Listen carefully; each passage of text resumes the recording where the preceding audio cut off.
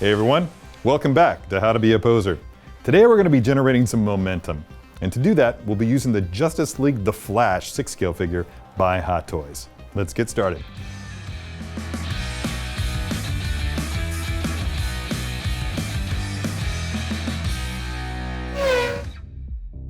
All right, here he is at last, the long requested Flash 6-scale figure by Hot Toys from Justice League. Comes with a nice array of hands. Look at that Batarang, so excited about that. And this lovely assortment of Speed Force effects. Can't wait to see what all this stuff looks like when I put it together, so let's get rolling. All right, here it is, Hot Toys Flash from Justice League. Finally arrived and ready to rock. I can't wait to see how these are going to play in the light. I've had a lot of success with these in other figures, but this is going to be interesting. Okay, so obviously the Flash, what does he do? He runs. So we're going to pose him running. Now, I think we'll hit the pose before we put on the lightning effects. I think if we try to do the lightning effects first, as we're posing, they're probably going to move around, shift, maybe even fall off. So let's just roll with this. Now, I noticed in a couple of the scenes that I paused and freeze framed that, and do that. You know, just go to the movie, break it out, and freeze frame scenes in which Flash is running. But it seems like he actually does a fair bit of running with just the relaxed palms. And he does this interesting thing when he runs. It's like he's waving his hands too. So I'm going to try to create that by bending the hand this way when it's up and forward, and then inward when it's back. Let's see how far we can get this suit to come up. Looks like right there. Yeah, that's good. Pretty much straightforward. One of the things you want to do is pick whichever leg you want to have as your front leg. Shift it up and then twist the torso in the opposite direction. Turn your head to compensate and just kind of create a line in your head of which direction that he's running. Because obviously whichever way he's looking, that's where he's going to go. If you want it to appear like he's going to be running to the side or making a turn, then turn his head that way. That just provides a little bit of direction. Yeah, this is actually going to be pretty easy to pose in a running pose. Whether or not we can get it to stay on the stand is another matter. So that's good. It's not like your typical poses that I do where both feet are on the ground. It's going to, which would make it difficult for you to work on the pose while off the stand. So we're going to have to keep him on the stand for the bulk of this. All right, so let's twist that torso just a little bit more, get that head straight and up. See if I can lean him forward just a touch more. Okay. I'm trying to get these legs together as much as possible so that they can work in conjunction to grip the stand. But I think I'm only going to be able to get one leg touching the stand at the same time. Now this is kind of cool what he's got going on here. So I'm going to just fiddle with this until I get a look to all of his limbs that I think works for the character. Just in so much as his palm is facing towards the back here, it needs to be facing towards the back there as well. So yeah, just make sure you've got that rotated around so the palm is towards the back. The smooth surface of this base, just get as much surface area of his back shoe onto that thing as possible to provide enough grip for it to hold up. This stand will do the rest. Now, we got a good running pose here. I feel like that's adequate. Now the time has come to actually bring these guys into play. And this is kind of cool. So let's just, I don't think there's any right way or wrong way to apply the Speed Force effects. I think that what we're looking at here is basically something that you can mess with and customize whichever way you see fit. So just kind of work with them until they grip on something. You can also wrap it around.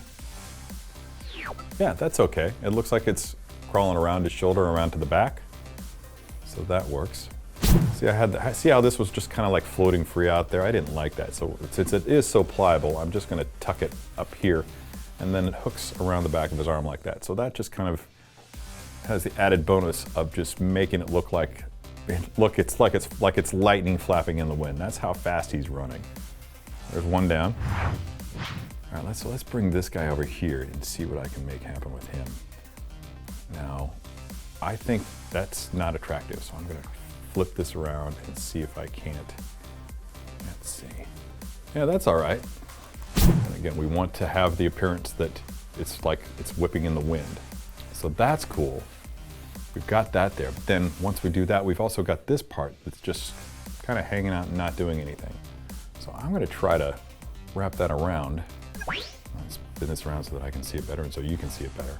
And if I can hook this up underneath that shoulder pad, like so, then it looks like it's traveling up his arm and then off the back. I have a pretty clear idea of where I want all these lightning effects to go. The trick is figuring out just how to get them there. So we're going to try using this side of the stand and this piece right here to help us to anchor. To do that, I'm going to need to straighten the leg temporarily to create a gap right there between the golden wing and the back hamstring area. All right, so let me see how this looks, how this works. I'm going to bring that up and then fold his leg back into place, and that's going to lock it there. That worked. All right, then I'm going to take this piece right here and wrap it around his foot so it looks like the lightning is just curling up him. Yeah, and what happens if I try to hook this up under the, and just use these things that are sticking out as like little anchor points. There's little bits of his armor here that stick out just a little bit. All right, yeah, right? That's working. Cool. But what about this wayward guy right here? It's slightly pliable, isn't it? Okay, if I can take that and hook it down into that armor, look at that, right there. You can see it's kind of gradually working its way back up though. So let's just see what happens if I, oh, look at that, shove that bit of lightning underneath that bit of lightning, and that hooks it, and we're good. Okay, everybody, looks like this last one might be the most challenging of the bunch. But I think we can probably make it work. No, this is gonna be easy. I'm gonna slide this thing in here and slide this thing around over here. Let's see how much play I've got. Yeah, look at that, that's working. Just kind of slightly bend that knee pad down and tuck that lightning in there.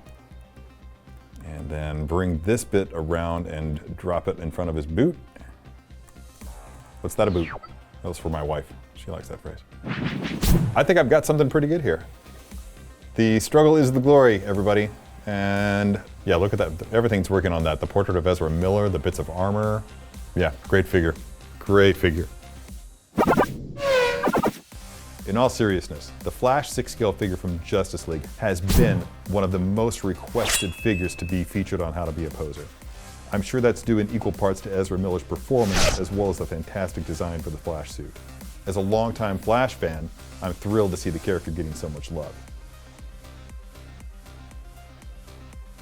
Hey, did you like that video? Be sure to subscribe by clicking the S icon on your screen and click that bell icon to be notified whenever a new video is posted.